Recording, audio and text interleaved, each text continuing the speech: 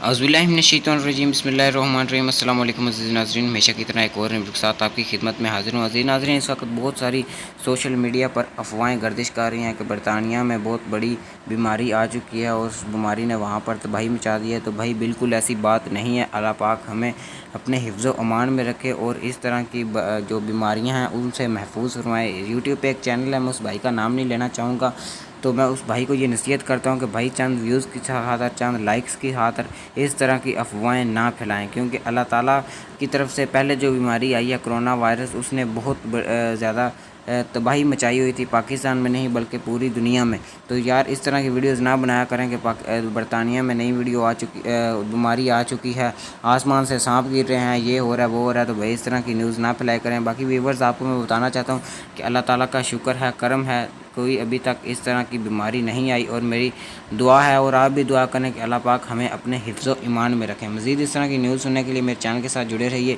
اللہ حافظ۔